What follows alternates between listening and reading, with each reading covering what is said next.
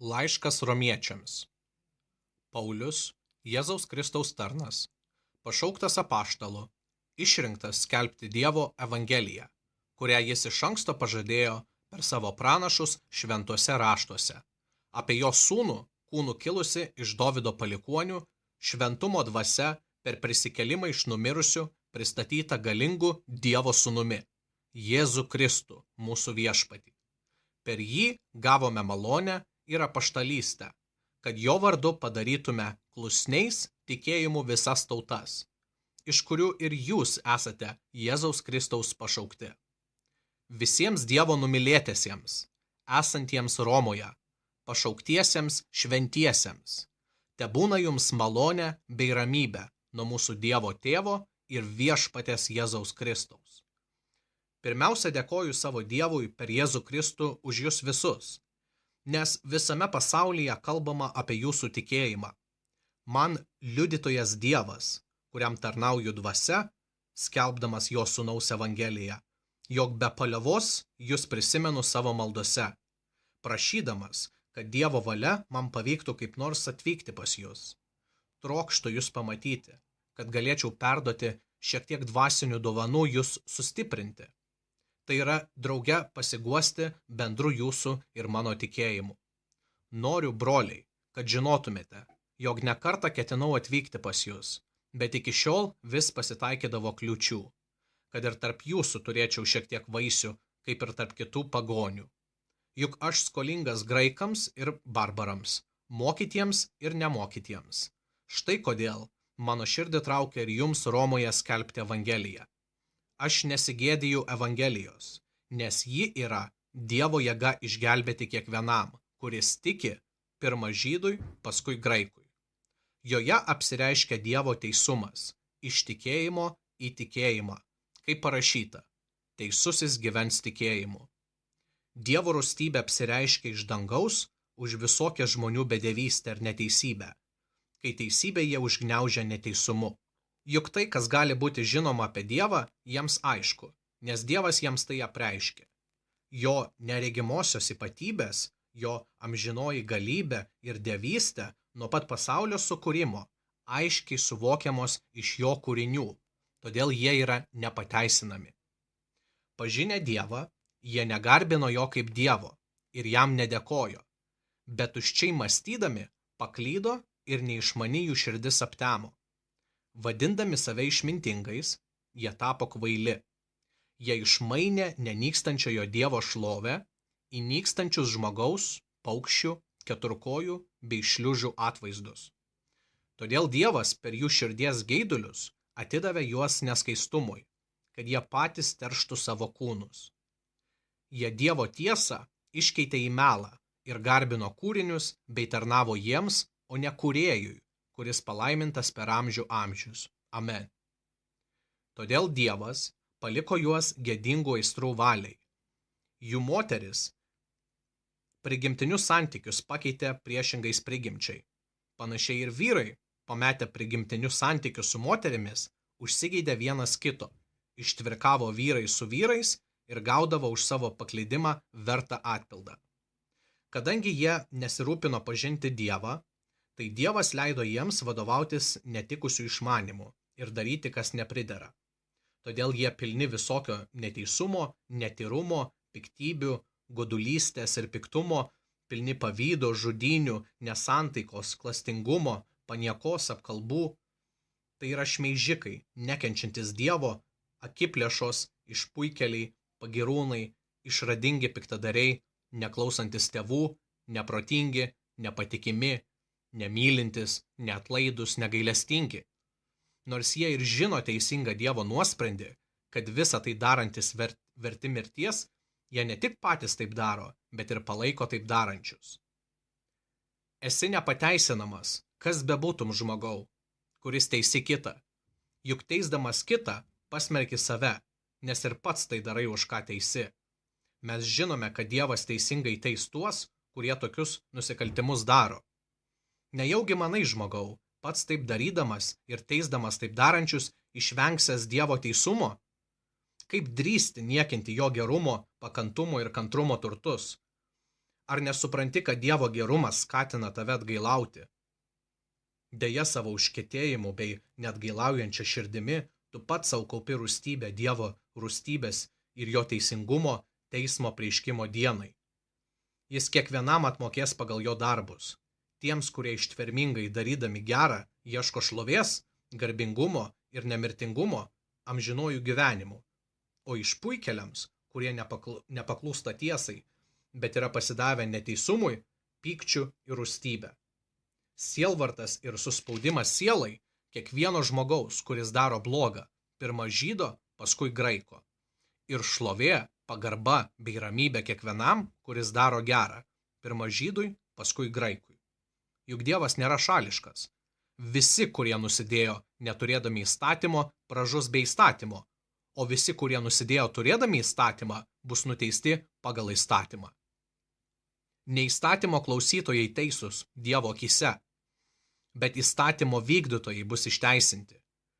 Kai jokio įstatymo neturintis pagonis iš prigimties vykdo įstatymo reikalavimus, tada jie neturintis įstatymo patys savo yra įstatymas. Jie parodo, kad įstatymo reikalavimai įrašyti jų širdise ir tai liudija jų sąžinė bei mintis, kurios tai kaltina, tai teisina vieną kitą. Aną dieną Dievas per Jėzų Kristų teis žmonių slėpinius, kaip sako mano skelbiama Evangelija. Štai tu, vadiniesi žydas, pasikliauji įstatymu ir giriesi Dievu. Tu žinai jo valią ir įstatymo pamokytas išmanai kas geriau. Įsitikinęs, kad esi aklųjų vadovas, šviesa tamsoje esantiems, neišmanančių mokytojas, kūdikių auklėtojas, turys įstatyme išreikštą pažinimą ir tiesą.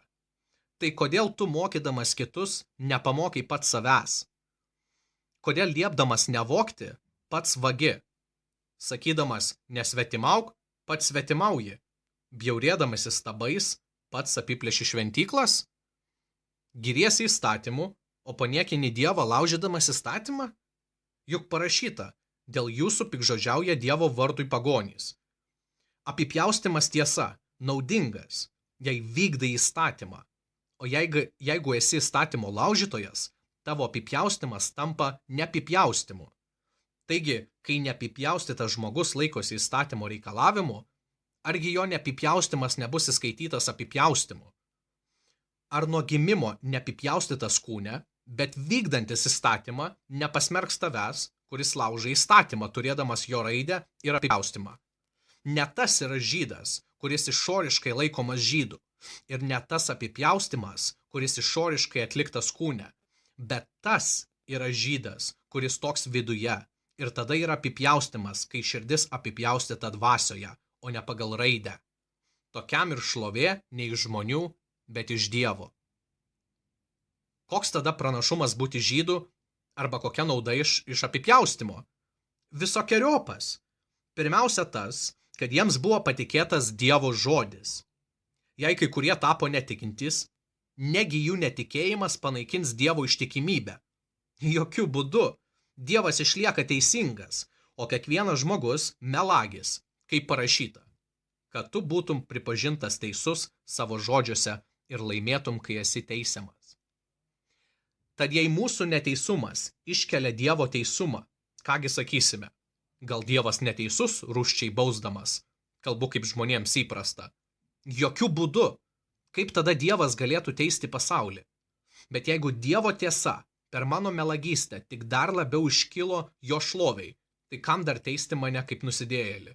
Tai gal darykim blogą, kad išeitų gerą, kaip esame šmeižiami ir kaip kai kurie mums sako mus skelbiant. Tokie pasmerkti vertai. Tai kągi? Ar mes turime pirmenybę? Visai ne. Juk jau įrodėme, kad žydai ir pagonis visi yra nuodėmės valdžioje. Kaip parašyta, nėra teisaus, nėra nei vieno, nėra išmanančio, nėra kas Dievo ieškotų. Visi paklydo ir tapo netikusiais. Nėra kas darytų gerą, nėra nei vieno. Jų gerklė atviras kapas. Savo liežuviais klastas jie raizgė, gyvačių nuodai jų lūpose. Jų burna pilna keiksmų ir kartumo. Jų kojos eiklios kraujo pralieti. Jų keliuose griuvimas ir vargas. Jie nepažino taikos kelio. ir prieš jų akis nestovi Dievo baimė. Mesgi žinome, kad ką besakytų įstatymas, jis kalba tiems, kurie įstatymo valdžioje, kad visos burnos užsičiauptų ir visas pasaulis pasirodytų kaltas prieš Dievą. Nes įstatymo darbais jo akivaizdoje nebus išteisintas ne vienas žmogus. Per įstatymą tik pažįstame nuodėmę. Bet dabar, nepriklausomai nuo įstatymo, yra apreikštas Dievo teisumas, kurį paliudijo įstatymas ir pranašai. Mesgi žinome, kad ką besakytų įstatymas, jis kalba tiems, kurie yra įstatymo valdžioje, kad visos burnos užsičiauptų ir visas pasaulis pasirodytų kaltas prieš Dievą. Nes įstatymo darbais jo akivaizdoje nebus išteisintas ne vienas žmogus. Per įstatymą tik pažįstame nuodėmę. Bet dabar, nepriklausomai nuo įstatymo, yra apreikštas Dievo teisumas, kurį paliudijo įstatymas ir pranašai. Dievo teisumas – tikėjimu Jėzų Kristų duodamas visiems, kurie tiki. Nėra jokio skirtumo, nes visi nusidėjo ir stokojo Dievo šlovės. O išteisinami dovanai jo malonė dėl atpirkimo, kuris yra Jėzuje Kristuje. Dievas jį paskyrė permaldavimo auka, veikiančią per tikėjimą jo kraujo gale. Jis parodė savo teisumą tuo, kad būdamas kantrus nenubaudė už nuodėmes padarytas anksčiau. Ir parodė savo teisumą dabartiniu metu, pasirodydamas esąs teisus ir išteisinantis tą, kuris tiki Jėzų. Kur tada pagrindas girtis? Jis yra atmestas. Kokiu įstatymu? Darbų? Ne, tikėjimo įstatymu. Mes įsitikinę, kad žmogus išteisinamas tikėjimu bei įstatymo darbų. Argi Dievas tik tai žydų Dievas? Ar jis nėra ir pagonių? Taip, ir pagonių, nes tai yra vienas Dievas, kuris per tikėjimą išteisins apipjaustytus ir per tikėjimą išteisins neapipjaustytus. O gal tikėjimu panaikiname įstatymą? Jokiu būdu, priešingai, mes įstatymą įtvirtiname. O ką pasakysime gavus Abraomą, mūsų protėvį pagal kūną? Jei Abraomas būtų buvęs išteisintas darbais, jis turėtų kuo pasigirti, tik ne prieš Dievą. Bet ką sako raštas? Abraomas patikėjo Dievu ir tai jam buvo įskaityta teisumu.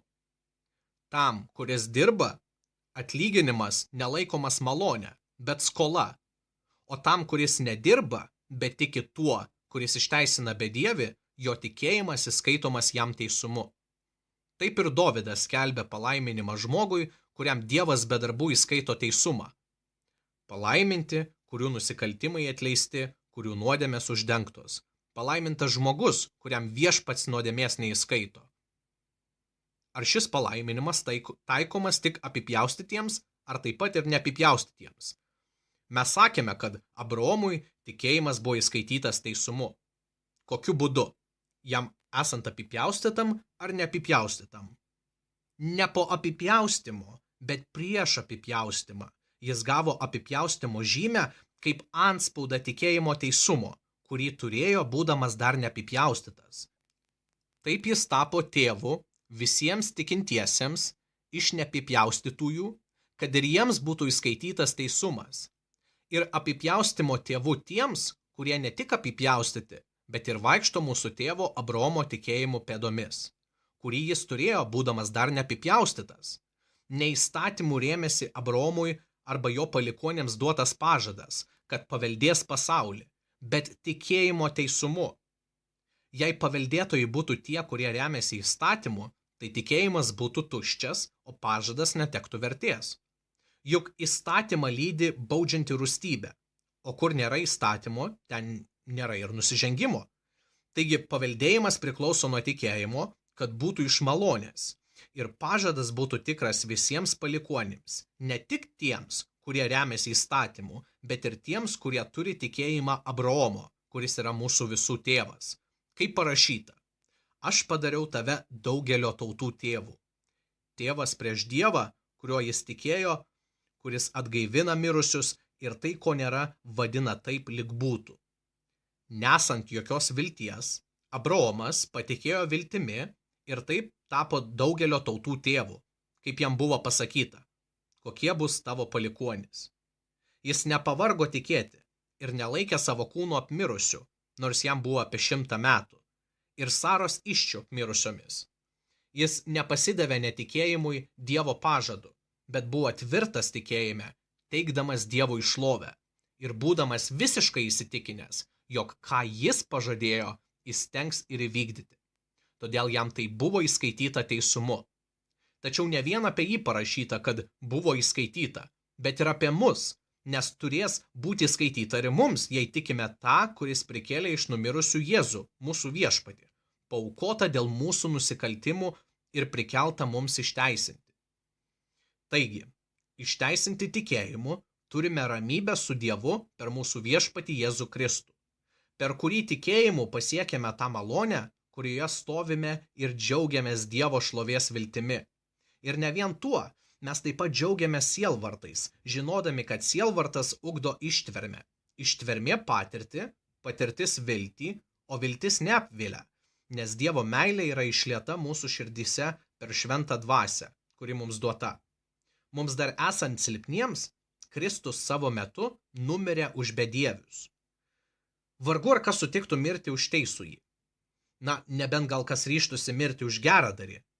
O Dievas mums parodė savo meilę tuo, kad Kristus mirė už mus, kai tebebuvome nusidėjėliai.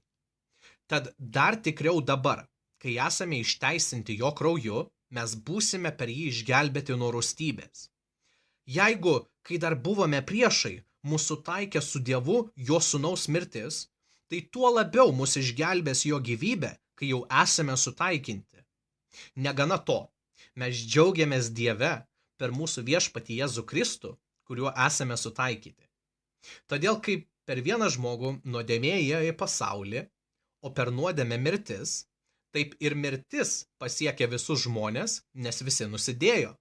Nuodėmė buvo pasaulyje ir iki įstatymo, bet nesant įstatymo nuodėmė neįskaitoma. Vis dėlto nuo Adomo iki Mozės viešpatavo mirtis net tiems, kurie nebuvo padarę nuodėmių, panašių į nusikaltimą Adomo, kuris buvo būsimojo provaizdis. Bet su dovana yra ne taip kaip su kalte. Jei dėl vieno žmogaus nusikaltimo mirė daugelis, tai tuo labiau Dievo malonė ir malonės dovana per vieną žmogų, Jėzų Kristų, gausiai atiteko daugybei. Ne taip yra su dovana, kaip su vieno žmogaus nusikaltimu. Juk teisumas vieno nusikaltimą pasmerkė, bet laisva dovana iš daugybės nusikaltimų atvedė į išteisinimą. Jei dėl vieno žmogaus nusikaltimo mirtis įsiviešpatavo per tą vieną, tai nepalyginamai labiau tie, kurie su pertekliumi gauna malonės bei teisumo dovaną, viešpataus gyvenime per vieną Jėzų Kristų. Todėl kaip vieno žmogaus nusikaltimas visiems žmonėms užtraukė teismą ir pasmerkimą, taip vieno žmogaus teisumas visiems pelnė išteisinimą, kad gyventų. Kaip vieno žmogaus neklusnumu daugelis tapo nusidėjėliais, taip pat ir vieno klusnumu daugelis taps teisūs. Be to įstatymas įsiterpia, kad nusikaltimas dar labiau padidėtų. Bet kur buvo apstu nuodėmės, ten dar apsesnė tapo malonė. Kad kaip nuodėmė viešpatavo mirtimi, taip malonė viešpatautų teisumu amžinajam gyvenimui per Jėzų Kristų mūsų viešpatį.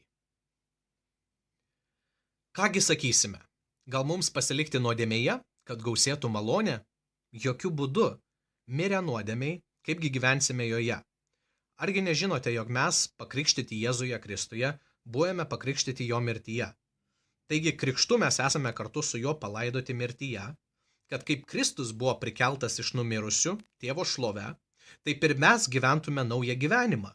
Jei esame suaugę su jo mirties paveikslu, būsime suaugę ir su prisikėlimu, žinodami, jog mūsų senasis žmogus buvo nukryžiuotas kartu su juo, kad būtų sunaikintas nuodėmės kūnas ir kad mes daugiau nebevergautume nuodėmei. Juk kas miręs, tas išlaisvintas iš nuodėmės. Jeigu esame mirę su Kristumi, tikime, kad ir gyvensime su juo. Žinome, kad prisikėlęs iš numirusių, Kristus daugiau nebemiršta. Mirtis jau nebeturi jam galios. Kad jis mirė, tai mirė nuodėmiai kartą visiems laikams. O kad gyvena, tai gyvena Dievui. Taip ir jūs laikykite save mirusius nuodėmiai, bet gyvais Dievui. Kristuje Jėzuje mūsų viešpatyje. Todėl neleiskite nuodėmei viešpatauti jūsų mirtingame kūne, kad nepasiduotumėte jo geiduliams.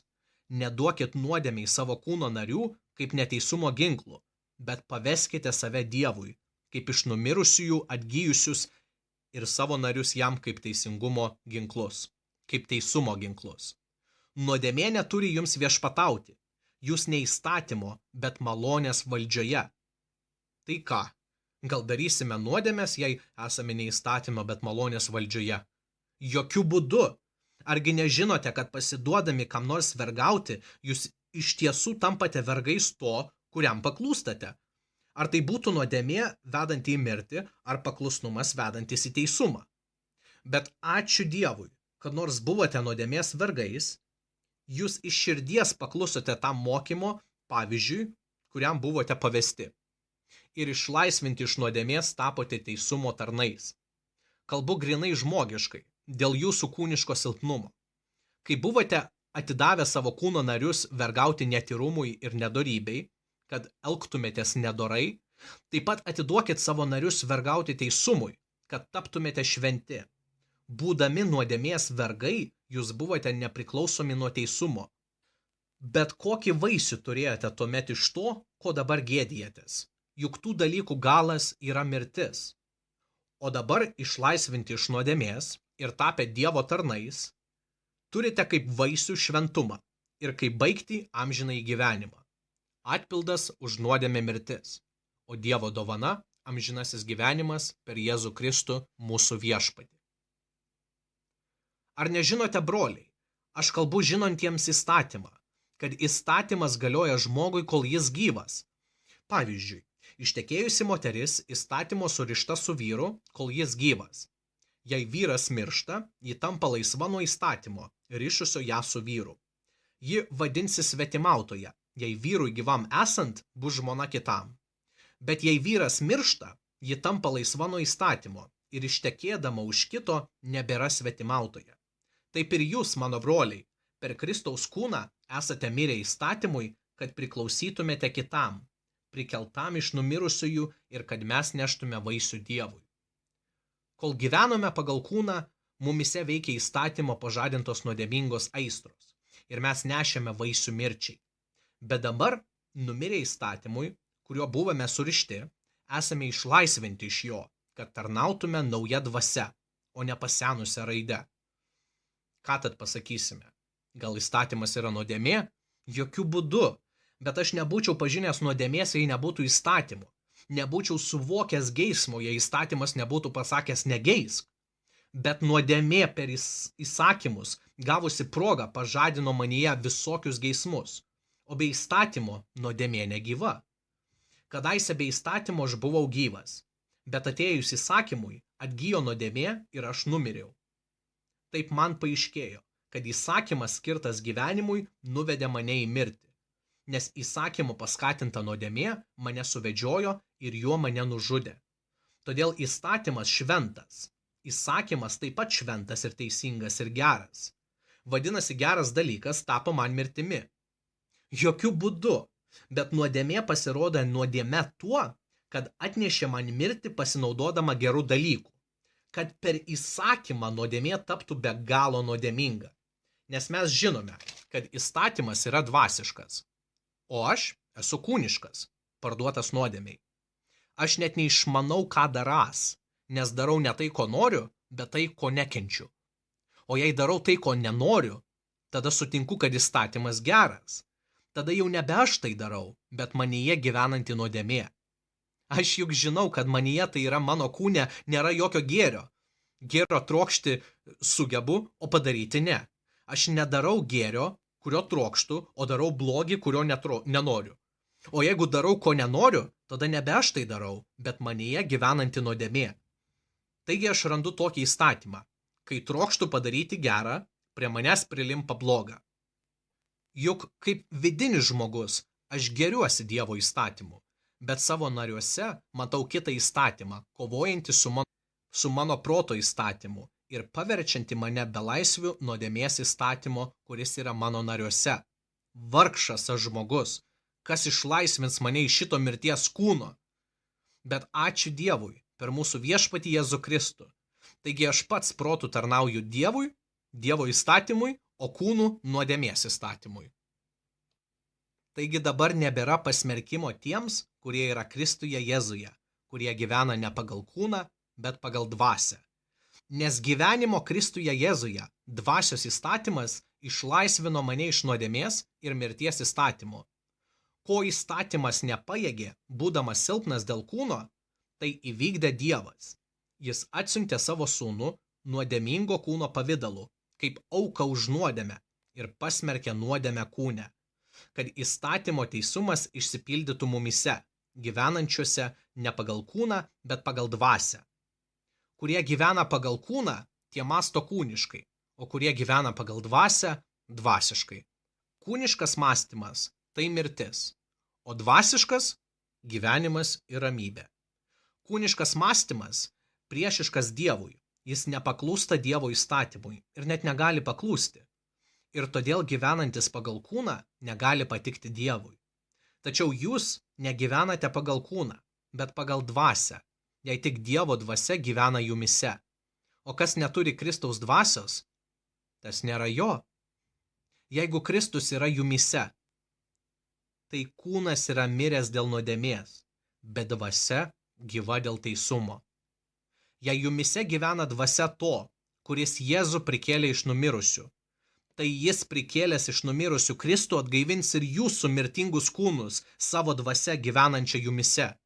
Taigi, broliai, mes nesame skolingi kūnui, kad gyventume pagal kūną. Jei jūs gyvenate pagal kūną, mirsite, bet jei dvasia marinate kūniškus darbus, gyvensite. Visi, vedami Dievo dvasios, yra Dievo vaikai. Jūsgi gavote ne vergystės dvasią, kad vėl bijotumėte, bet gavote į sūnystės dvasią, kurią šaukiame Abba, Tėve. Pati dvasia liudija mūsų dvasiai, kad esame Dievo vaikai. O jei esame vaikai, tai ir paveldėtojai, Dievo paveldėtojai ir Kristaus bendra paveldėtojai, jeigu tik su juo kenčiame, kad su juo ir būtume pašlovinti. Aš manau, jog šio laiko kentėjimai nieko nereiškia, lyginant juos su būsima šlove, kuri mumise bus apreikšta. Kūrinija su ilgesiu laukia, kada bus apreikšti Dievo sūnus. Mat kūrinija buvo pajungta tuštybei, ne savo noru, bet pavergėjo valia su viltimi, kad ir pati kūrinija bus išlaisvinta iš suirimo vergijos ir įgis šlovingą Dievo vaikų laisvę. Juk mes žinome, kad visa kūrinija iki šiol dejuoja ir tebėra gimdymo skausmuose. Ir ne tik ji, bet ir mes patys, turintys pirmosius dvasios vaisius. Ir mes dejuojame, kantriai laukdami įsūnijimo mūsų kūno atpirkimo. Šia viltimi mes esame išgelbėti. Bet regima viltis nėra viltis. Jeigu kas mato, tai kam jam viltis? Bet jei viliamės to, ko nematome, tada laukiame ištvermingai. Taip pat ir dvasia padeda mūsų silpnumui, nes mes nežinome, ko turėtume melsti, bet pati dvasia užtaria mus neišsakomom dejonėm. Širdžių tyrėjas žino dvasios mintis, nes jis užtaria šventuosius pagal Dievo valią. Be to, mes žinome, kad mylintiems Dievą viskas išeina į gerą, būtent jo tikslų pašauktiesiems, o kuriuos jis iš anksto numatė, tuos iš anksto ir paskyrė tapti panašius į jo sūnaus atvaizdą, kad šis būtų pirmagimis tarp daugelio brolių. O kuriuos jis iš anksto paskyrė, tuos ir pašaukė, kuriuos pašaukė, tuos ir išteisino, ir kuriuos išteisino, tuos ir pašlovino. Tai ką dėl viso šito pasakysime? Jei Dievas už mus, tai kasgi gali būti prieš mus? Tas, kuris nepagailėjo savo sūnaus, bet atidavė jį už mus visus, kaipgi jis ir visko nedovanotų kartu su juo? Kas kaltins Dievo išrinktuosius, juk Dievas išteisina? Kas pasmerks? Kristus mirė, bet buvo prikeltas ir yra Dievo dešinėje ir užtaria mus. Kasgi mus atskirs nuo Kristaus meilės? Ar sielvartas, ar nelaimė, ar persekiojimas, ar badas, ar nuogumas, ar pavojus, ar kalavijas? Parašyta, dėl tavęs mes žudomi ištisą dieną, laikomi avimis skerdimui. Tačiau visose šiuose dalykuose mes esame daugiau negu nugalėtojai per tą, kuris mus pamilo. Ir aš įsitikinęs, kad nei mirtis, nei gyvenimas, nei angelai, nei kunigaikštystės, nei galybės, nei dabartis, nei ateitis, nei aukštumos, nei gelmės, nei jokie kiti kūriniai negalės mūsų atskirti nuo Dievo meilės, kuri yra Kristuje Jėzuje, mūsų viešpatyje. Aš sakau tiesą Kristuje, nemeluoju. Tai liudija ir mano sąžinė šventoje dvasioje, kad man labai sunku ir nuolat liūdi mano širdis. Man mieliau būtų pačiam būti prakeiktam ir atskirtam nuo Kristaus vietoje savo brolių, tautiečių pagal kūną, kurie yra izraelitai, turintys įsūnystės šlovę, sandoras, įstatymą, tarnavimą Dievui ir pažadus. Iš jų tėvai, iš jų kūno atžvilgių yra kilęs Kristus, visiems viešpataujantis Dievas, palaimintas per amžių amžius. Amen. Netiesa, kad gali neišsipildyti Dievo žodis. Ne visi kilę iš Izraelio priklauso Izraeliui. Ir ne visi Abraomo palikuonys yra jo vaikai. Bet kaip parašyta, iš Izaoko tau bus pašaukti palikuonys. Tai reiškia, kad ne vaikai pagal kūną yra Dievo vaikai, bet vaikai pagal pažadą laikomi palikuonimis. O pažado žodis toks. Apie tą laiką aš ateisiu ir Sara turės sūnų. Ir ne tik tai, bet taip pat ir Rebekai, pradėjusiai iš vieno mūsų tėvo Izaoko. Dar jos dvyniams negimus ir jiems dar nepadarius nei gero, nei blogo, kad Dievo nutarimas įvyktų pagal pasirinkimą ne dėl darbų, bet šaukiančiojo valia. Buvo pasakyta, vyresnysis tarnaus jaunesniajam.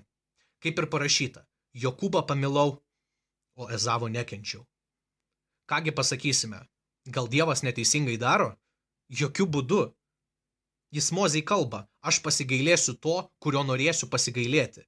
Ir būsiu gailestingas tam, kuriam norėsiu gailestingas būti.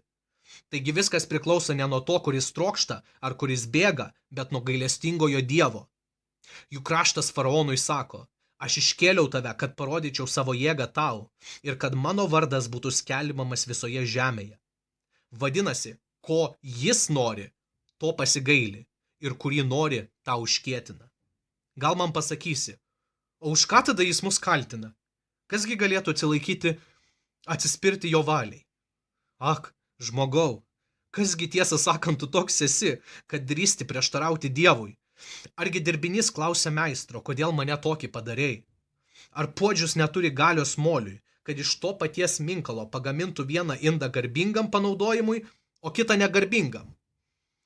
O jeigu Dievas, norėdamas parodyti savo rūstybę ir apreikšti savo jėgą, didžiu kantrumu pakentė pražūčiai nužiestus rūstybės indus, kada preikštų ir savo šlovės turtus gailestingumo indams, kuriuos iš anksto paruošė šloviai.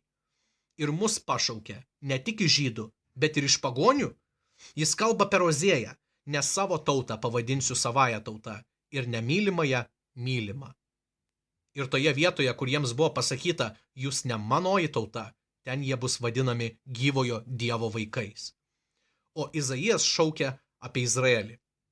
Nors Izraelio vaikų skaičius būtų kaip jūrų smiltys, tik likutis bus išgelbėtas, nes jis pabaigs darbą, greitai vykdydamas teisumą, skubiai viešpats atliks darbą žemėje. Izaijas nusakė iš anksto, jei kareivijų viešpats nebūtų mums palikuonių palikęs, būtume tapę kaip Sodoma, būtume į Gomorą panašus. Tai kągi pasakysime, kad pagonys, kurie neieškojo teisumo, gavo teisumą, būtent teisumo iš tikėjimo, o Izraelis ieškojęs teisumo įstatymę, nepasiekė teisumo įstatymų? Kodėl? Todėl, kad ieškojo jo netikėjimu, bet įstatymo darbais. Jie užkliuvo už suklupimo akmens, kaip parašyta.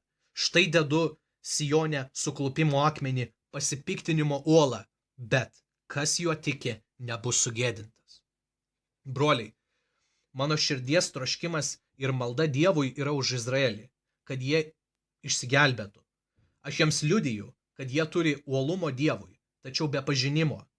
Nesuprasdami Dievo teisumo ir bandydami įtvirtinti savąjį teisumą, jie nepakluso Dievo teisumui, nes įstatymo pabaiga Kristus, išteisinimu kiekvieno, kuris tiki.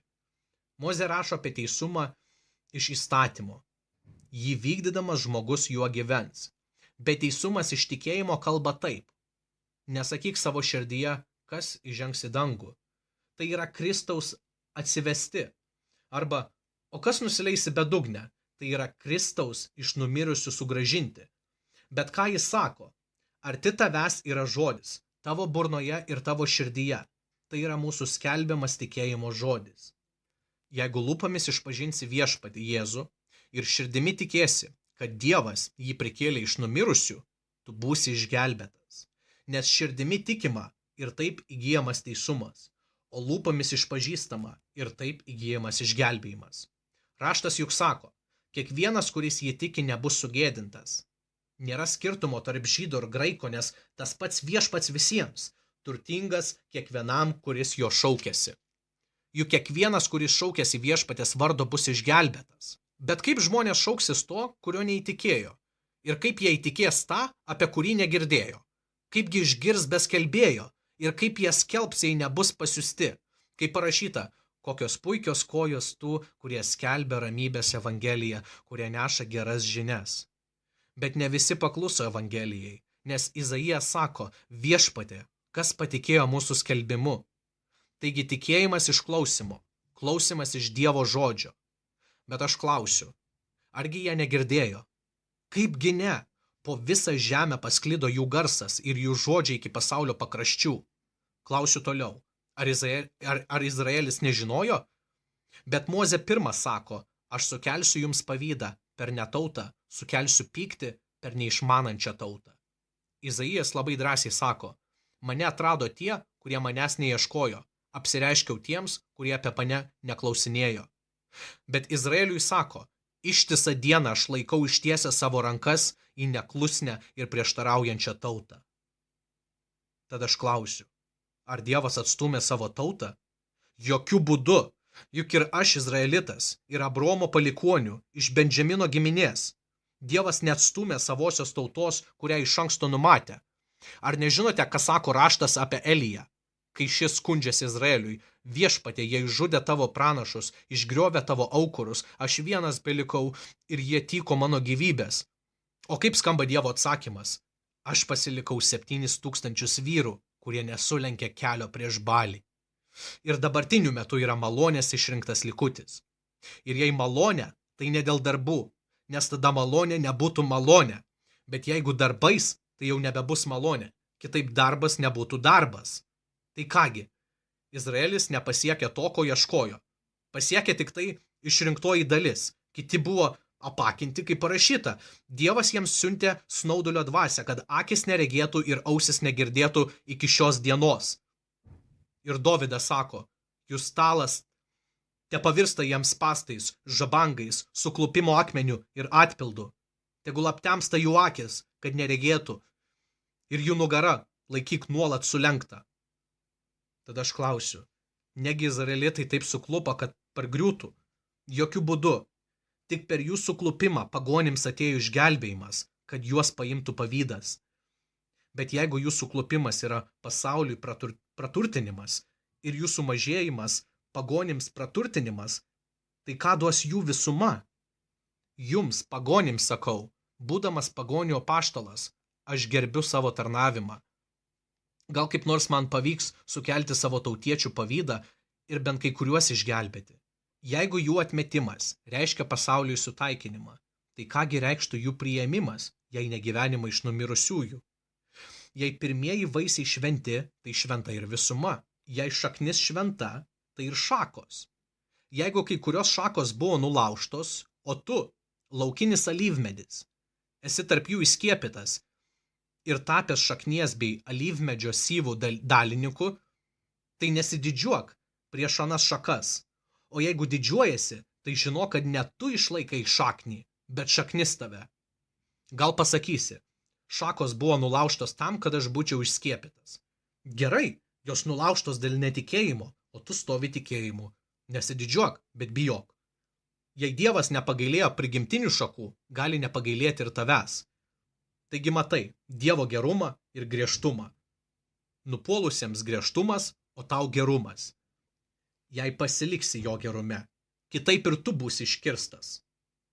Bet ir anie, jei nepasiliks netikėjime, bus priskiepyti, nes Dievas turi galią ir vėl juos priskiepyti.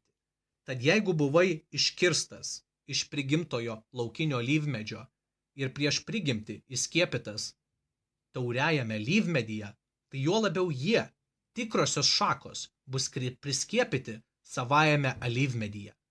Aš nenoriu, broliai, palikti jūs nežinioje dėl šios paslapties, kad jūs per aukštai apie save nemanytumėte.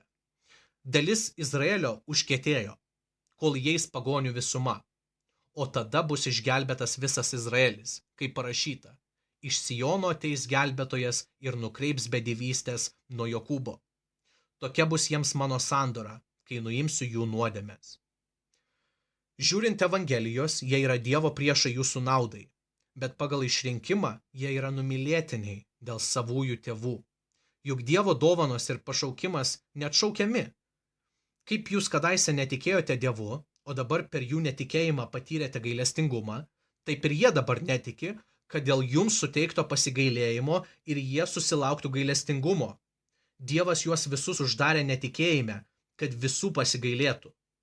Och, Dievo turtai, išminties ir pažinimo gelmė, kokie neištiriami jo teismai ir nenusekiami jo keliai.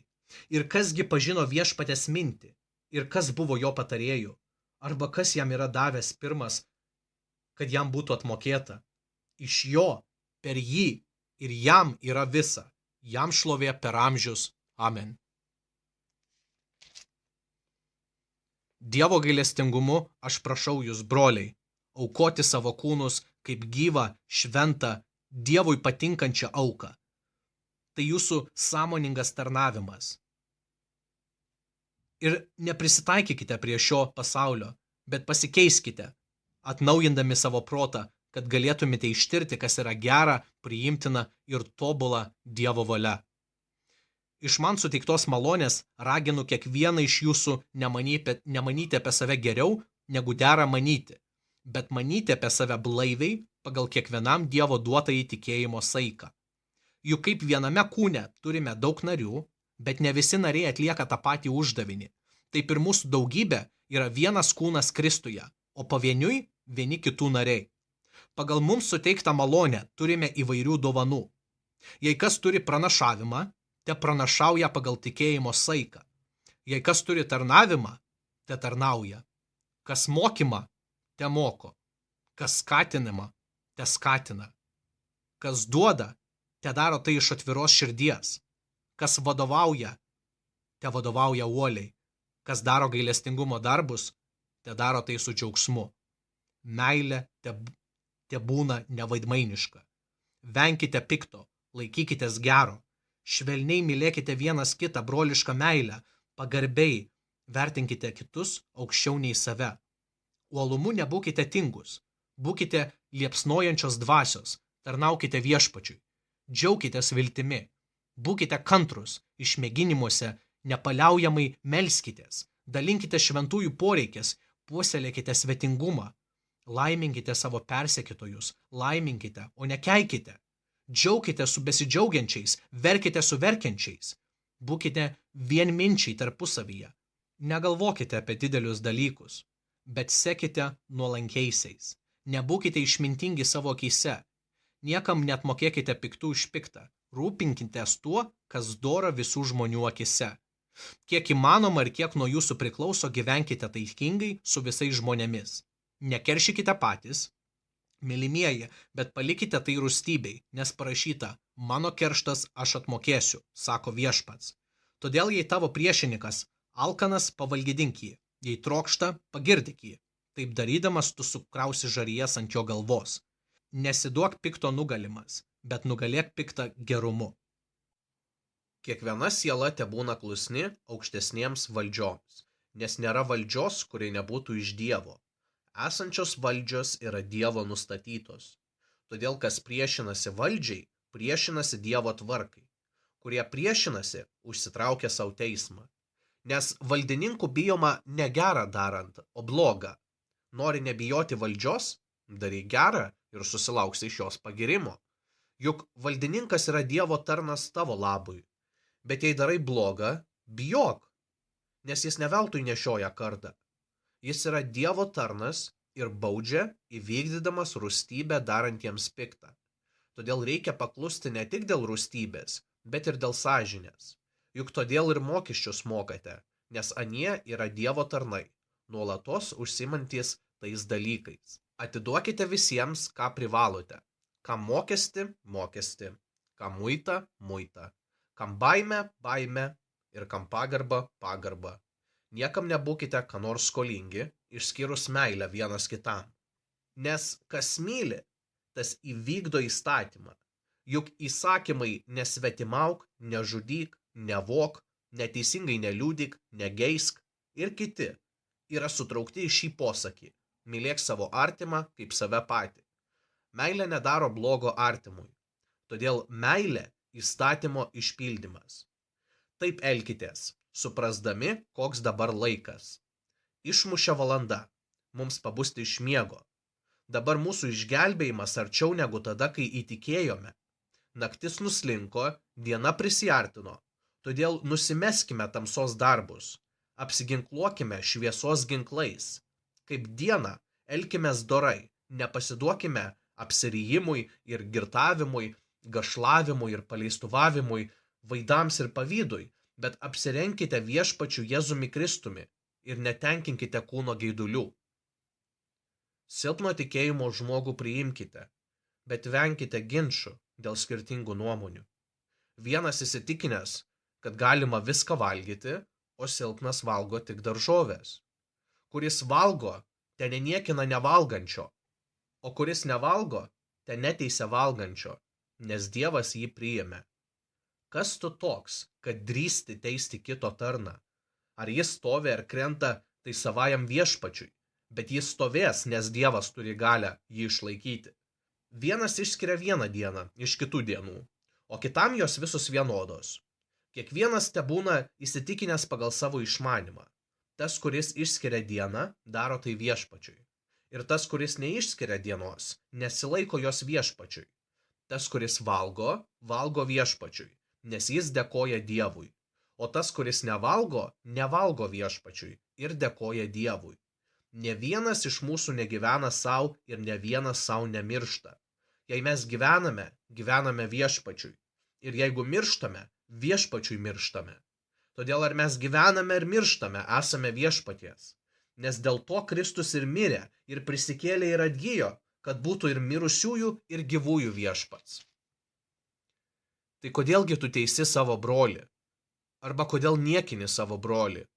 Juk mes visi stosime prieš Kristaus teismo krasę. Parašyta.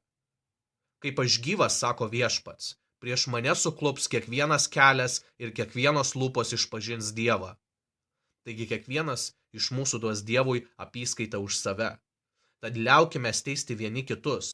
Verčiau nuspręskime neduoti broliui akstino, nupulti ar pasipiktinti. Žinau ir esu įsitikinęs viešpatyje Jėzuje, kad nieko nėra savaime netyro. Bet tam, kas mano esant netyrų dalykų, tam jie yra netyri. Jei tavo brolis įsižeidžia dėl maisto, tu jau nebesielgi iš meilės, savo maistu nežlugdyk to, už kurį mirė Kristus. Jūsų gėris tegul nebūna akstinas piktžodžiauti. Dievo karalystė nėra valgymas ir gerimas, bet teisumas, ramybė ir džiaugsmas šventoje dvasioje. Kas taip Kristui tarnauja, tas yra priimtinas Dievui ir vertas žmonių pritarimo. Tad siekime to, kas atneša ramybę ir pasitarnauja tarpusavio ugdymui. Negriauk Dievo darbo dėl maisto. Nors viskas tyra, bet yra bloga žmogui, kuris valgo kitų pasipiktinimui. Gerai yra nevalgyti mėsos, negerti vyno ir vengti visko, kas tavo brolį piktina, žeidžia ar silpnina. Turi tikėjimą? Turėk jį savo prieš Dievą. Laimingas tas, kuris nesmerkia savęs už tai, ką pasirenka. O kas valgo abejodamas, tas yra smerktinas, nes valgo ne iš įsitikinimo.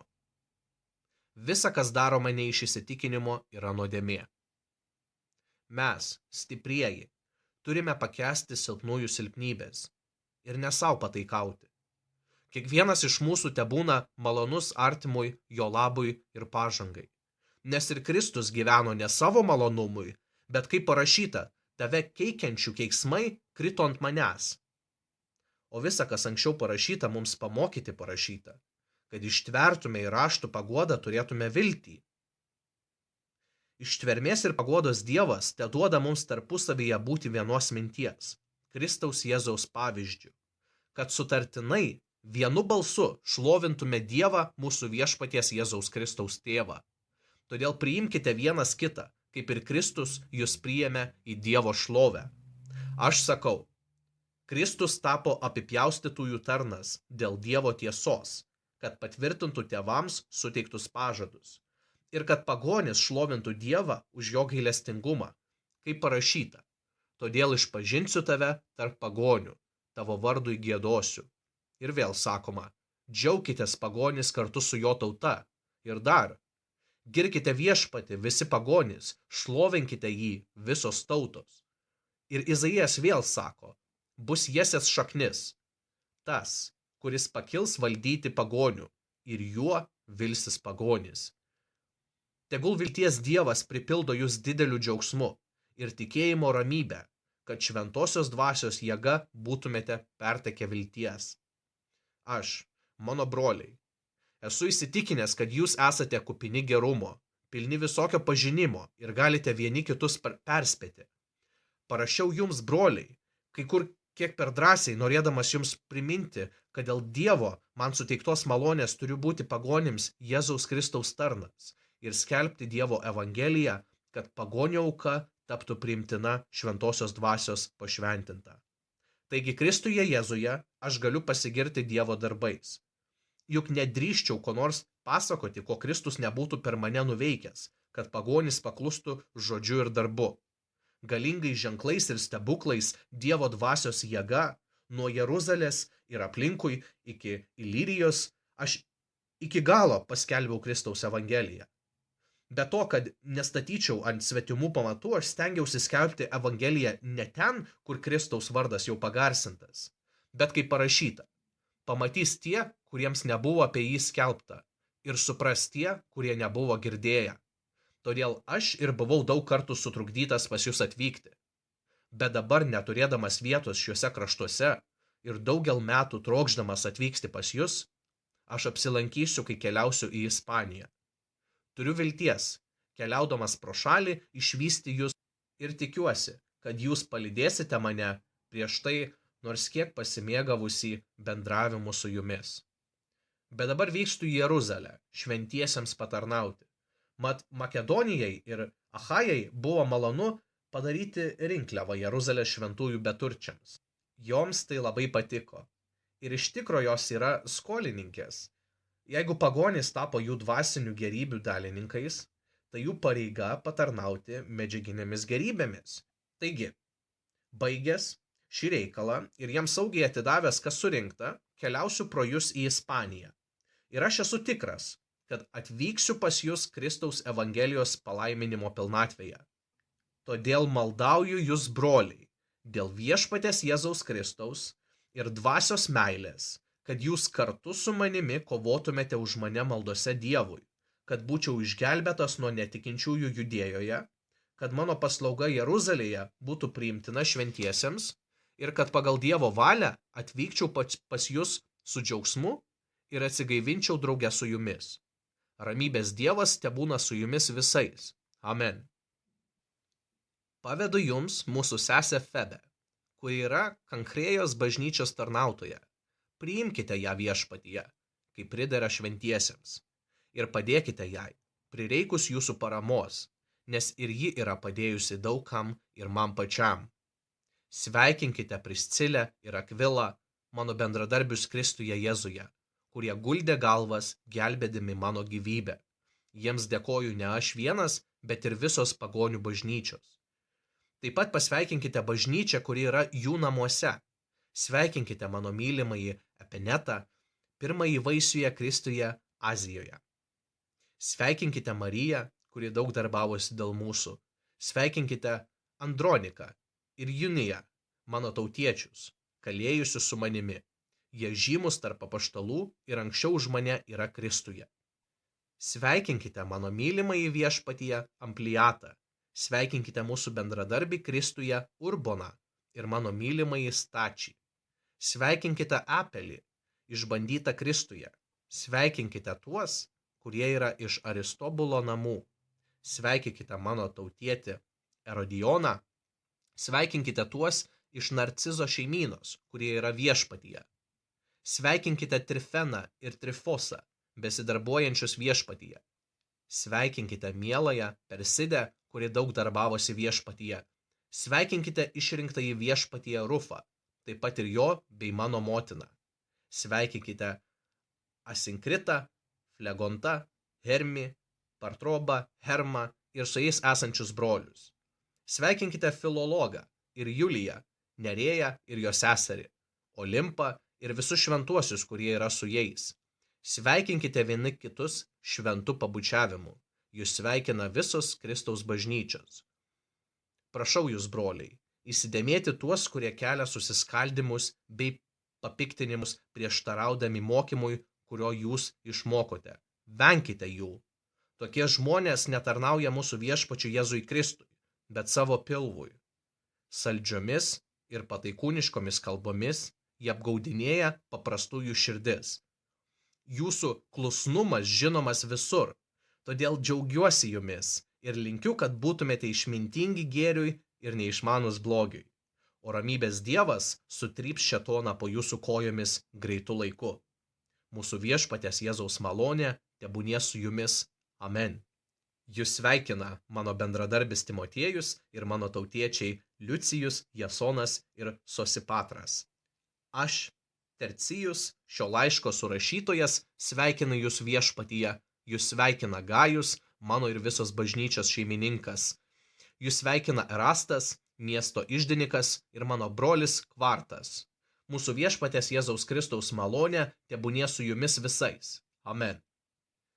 Tam, kuris gali jus sustiprinti, pagal mano Evangeliją ir Jėzaus Kristaus skelbimą, pagal apreiškimo paslaptį, nutylėtą nuo pasaulio pradžios.